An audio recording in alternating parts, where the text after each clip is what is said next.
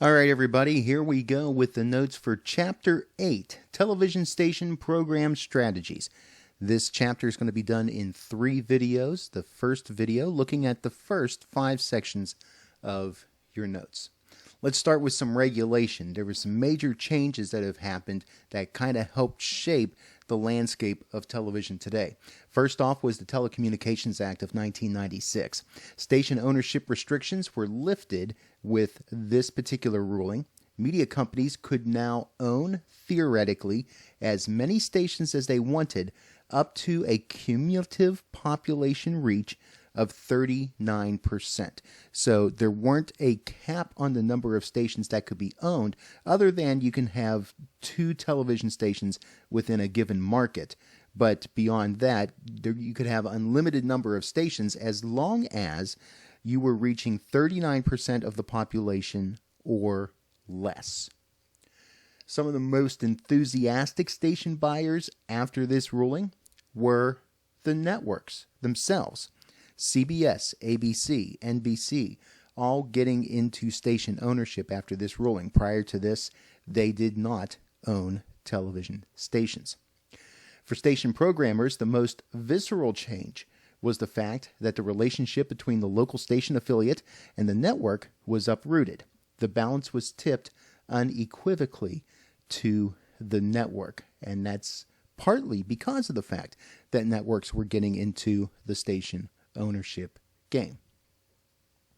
Some other major changes that happened: networks were allowed to return to the lavishly profitable business of program syndication. This abrogated the established financial syndication rules, or FinSyn as it's colloquially known, and it also ripped program making away from independent producers. Prior to this ruling, networks could not be involved in producing its own programs and distributing them to other networks and things like that. Now it's not unusual to see a program produced by CBS airing on NBC, or a show produced by ABC airing on another network, and so on and so on. The FCC backed away from its traditional insistence on a local orientation for broadcasting. And this was the beginning of quite a change over the past 25 years, where we've seen less and less requirements of stations, both radio and television, to have any sort of origination in their particular market. Within the past 5 years, it's been ruled that radio stations and television stations no longer have to have a office maintained in their city of license or near their city of license, and to have a studio in that city of license. They could send their broadcasting content from just about anywhere in the country. The digital wave. Digital signal transmission provides superior quality signals, but it's not necessarily better in terms of signal reception. One of the things that is kind of a misnomer is that digital television requires fancy equipment, especially in terms of picking up the signal. Like, you need a digital antenna, for instance. An antenna is an antenna is an antenna. There's no difference in the way that the channel is broadcast in terms of how it reaches your home in the reception of the home. It's just the actual delivery of the content itself. You still have to have an antenna to pick up a signal from a broadcast tower, and that antenna is the same antenna that's been around for years and years and years. Also, the ability to multiplex, to send several channels of programming on an assigned frequency. Digital broadcasting allowed for that to happen because of the way that digital content can be compressed, and you can send several streams within one particular channel band. New and intensified competition comes along in the digital way. First cable and then the internet. And that continues to expand as the ability to broadcast or to send signals out and stream and produce content becomes cheaper and more easily accessible by all sorts of people with equipment that costs less than what it used to cost 20 years ago and has better quality than what it has 20 years ago. And demography of the audience is changing as well. More affluent viewers and younger viewers are abandoning networks.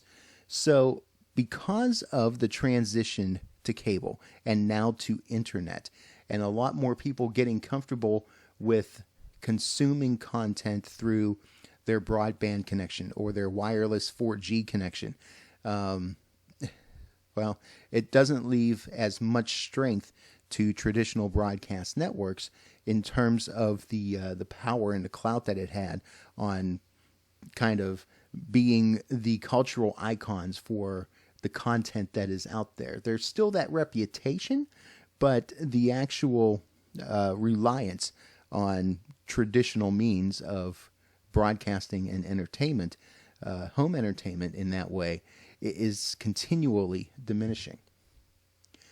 Let's talk about sources of television programs now. Station decisions about programs are evaluated for both their creative, which is their content, and their financial, which is their business considerations. So both of those things come into play when program managers are trying to figure out what to fill on the airwaves for 24 hours a day. Nearly all programs are produced by one of four entities, either by the networks themselves, by the television production divisions of the movie studios, by independent producers, or by the local stations themselves. By and large, programming is going to come from one of these four sources. Now, there's three different classifications of stations when it comes to relationships with broadcast stations and the various networks that are out there. First off, there's the network O&Os, the owned and operated stations. So a network O&O is pretty much what it sounds like. It's a network that owns and operates a local broadcast station. Network television is a program service. In other words, it is an expense. And the networks are putting out all this money for the different programming that it offers. In terms of income, the real money is made by selling commercials, and it's made by selling commercials in high-rated programs at the network-owned stations. Most of the network O&Os tend to be in the larger markets. So you can see that while networks do sell advertising within their programming and it airs throughout the country, there's also that additional revenue stream that the networks can earn by selling local advertising on its O&O stations. Now, here in the Raleigh market, WTVD is owned outright by ABC. Also happens to air ABC programming. How convenient. So, in terms of the Raleigh market anyway, ABC is pretty much guaranteed to carry most, if not all, of its ABC network programming on Channel 11 here in Raleigh. Now, another classification is an affiliate. Affiliates are stations that have agreed to run programming distributed by a major commercial network. However, that station is not owned by the particular network. Now, a couple logistics here is that there's all sorts of different broadcasting companies out there. And a lot of these companies they own stations in various markets. One of the big ones that's out there is Hearst Television. And Hearst owns TV stations all over the country, and they're affiliates of different networks in different markets. Same goes with Sinclair Broadcasting and Nexstar Broadcasting, which owns a station here in Raleigh, WNCN Channel 17. Here in Raleigh, WNCN airs CBS programming. Now in Greensboro, Nexstar also owns WWGP Channel 8. And Channel 8 in the Greensboro market airs Fox programming. So it's not necessarily dependent on the owner of the company to be loyal to a particular network. Those agreements are made on a market-by-market basis. And thirdly, there's the independent station. Independents have no formal relationship with the network. They obtain programming from a variety of sources, usually syndications or reruns of programs. You're finding less and less stations that are just outright independents these days. They're kind of a dying breed. And that's partly due to the rise of a lot of the networks that came around in 1986 and after.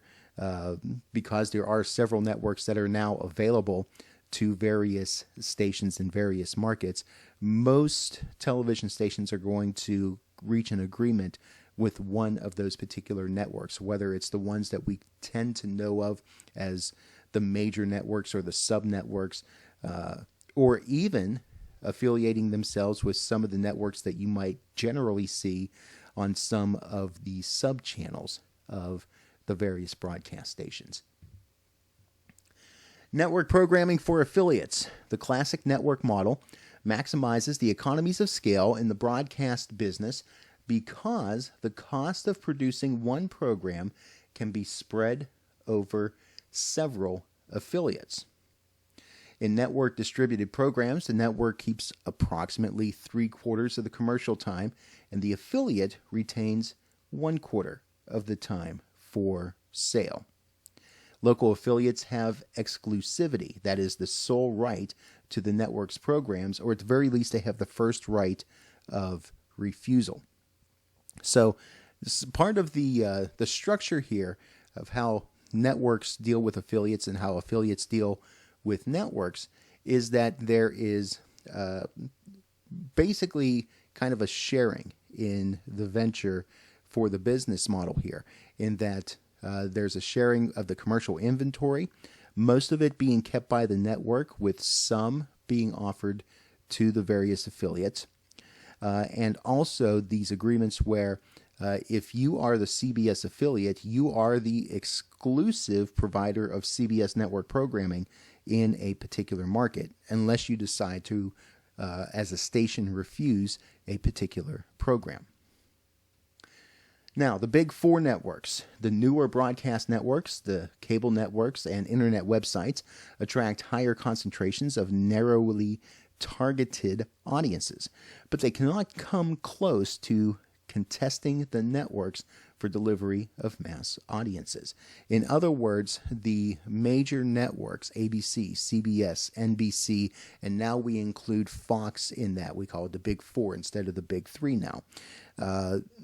Still tend to, even with the way that the broadcast audience has been eroding, they still tend to command the most notoriety for programming content that's out there, and anything that's meant for wide release across the country is still done in conjunction with one of those four networks. Speaking of Fox making it the big four, that happened in 1994. Fox started in 1985-86 and had built itself up and got a pretty good following and made themselves big. A couple of the ways that they did that was in part due to its president, CEO, Rupert Murdoch. Fox affiliates had to agree to produce a local newscast. That was part of the condition of becoming a Fox affiliate. So a lot of stations started putting together their own local newscasts, or in some markets making agreements with other stations in the market to produce the newscast for them on their behalf. Also, Fox was able to acquire the rights to the NFL, which made Fox seen as a much bigger player and taken more seriously by the other three networks. Now let's talk about some of the smaller networks. In 1995, we see the debut of UPN and the WB. UPN was the United Paramount Network, and WB, of course, standing for Warner Brothers. These netlets did not provide the full programming slate to their affiliates, but they focused on primetime hours with young adults skewing programming and some children's animation on weekdays and weekend mornings. So they were taking kind of taking a page from cable's playbook, where they were not necessarily narrow casting and going for certain niche audiences, but they were looking at demographics and trying to skew younger overall, and also not provide the full primetime lineup, which gave its affiliates a lot more freedom for broadcasting throughout the rest of the day, while still giving them an alliance with a national network in an attempt to grab a sector of the national audience.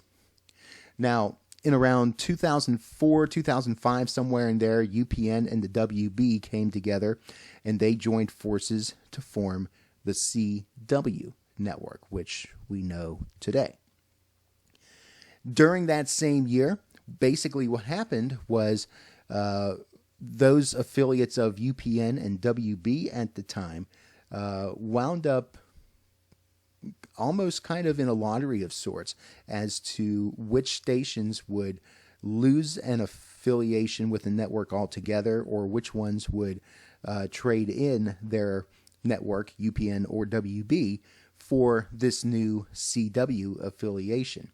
So those that were being left without a network affiliation were trying to figure out what they were going to do. Fox comes to the rescue. They create My Network TV to fill the gap left behind when some stations lost their affiliation. And we still have My Network TV today. Doesn't get as much attention as the CW, but it does fill a bit of a void. PAX Television also came onto the scene. 1998 started off with this idea of family-friendly types of programming, and it lasted until the mid-aughts when it changed its name to ION Network. One of the major benefits to the smaller networks is that they give a network quality look to their affiliated stations, which were predominantly weak independent stations. Now, this could be weak in terms of the programming content, independents just trying to make it out there. It could also be weak in terms of the actual signal strength that they were able to put out. PAX and ION in particular, very well known for picking up stations that did not have very strong power in terms of broadcast signal ability, and basically relying on cable television with the must-carry rule to kind of help propel the awareness of their network and try to capture an audience.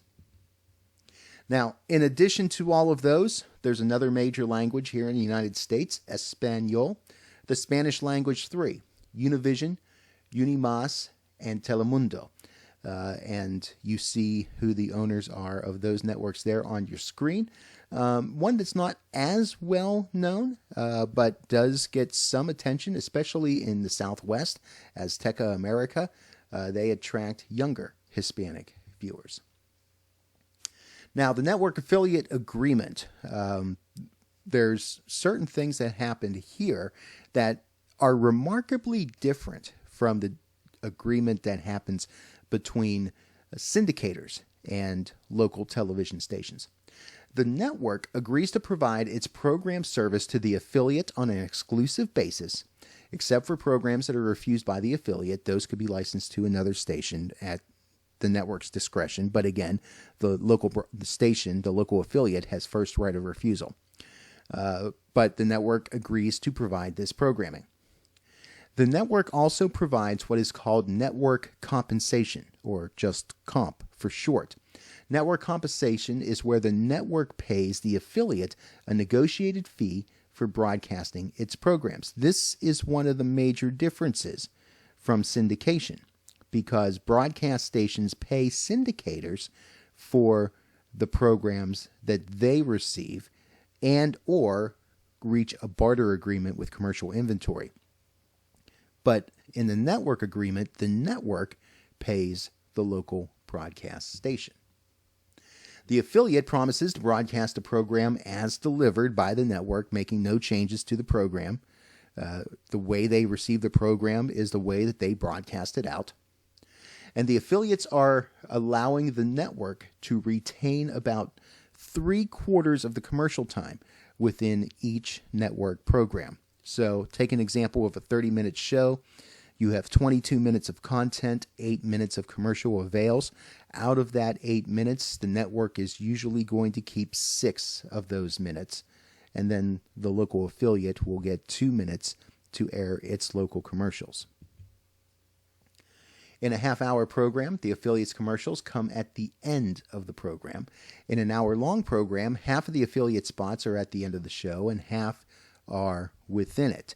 So what happens here is that with this kind of an arrangement, hour-long programs wind up having more value to the local station because some of the spots within the show can sell at higher rates than the spots that air after a show is over. So it's very attractive for local broadcast stations when they hear the networks are providing hour-long programming because there's going to be better continuity of the audience to stick in through the entire show and hopefully catch those commercials that are aired within the program. The network needs local affiliates to gain access to the market, and the affiliates need the economies of scale that enable the network to provide big budget programming. So there's kind of a symbiotic relationship here between the network and the local broadcast station.